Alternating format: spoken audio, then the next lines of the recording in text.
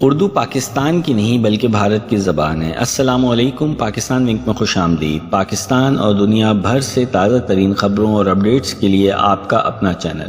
آج ہم آپ کے لیے اپنے پڑوسی ملک انڈیا کی ایک دلچسپ کہانی لے کر آئے ہیں۔ بھارتی شاعر جناب جاوید اختر نے یہ دعویٰ کر کے تنازع کھڑا کر دیا ہے کہ اردو پاکستان کی نہیں بلکہ بھارت کی زبان ہے۔ معروف بھارتی شاعر اور ادیب جاوید اختر حال ہی میں اردو زبان کے بارے میں متنازع بیان دے رہے ہیں۔ انہوں نے پچھلے دنوں اپنی اہلیہ شبانہ اعظمی کے ساتھ اردو شاعری کے البم شاعرانہ سرتاج کے اجرا کے لیے ایک تقریب میں شرکت کی، جہاں انہوں نے اعلان کیا کہ اردو زبان کا تعلق پاکستان سے نہیں ہے بلکہ یہ ہندوستان کی زبان ہے۔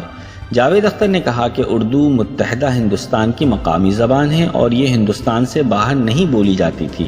انہوں نے مزید کہا کہ پاکستان خود ہندوستان سے تقسیم کے بعد معرض وجود میں آیا ہے، یعنی پاکستان پہلے ہندوستان کا حصہ تھا اور اردو زبان ہندوستان ہی میں بولی جاتی تھی۔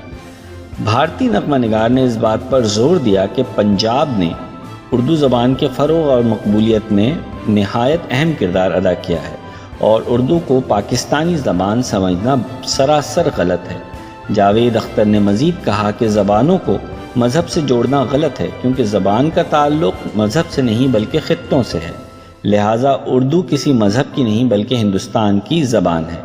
یہاں یہ بات قابل ذکر ہے کہ اگرچہ جاوید اختر کے بیانات نے تنازع کھڑا کر دیا ہے، لیکن یہ نوٹ کرنا ضروری ہے کہ زبان متحد کرنے والا عنصر ہے اور اسے سیاسی سرحدوں سے قطع نظر دیکھنا چاہیے۔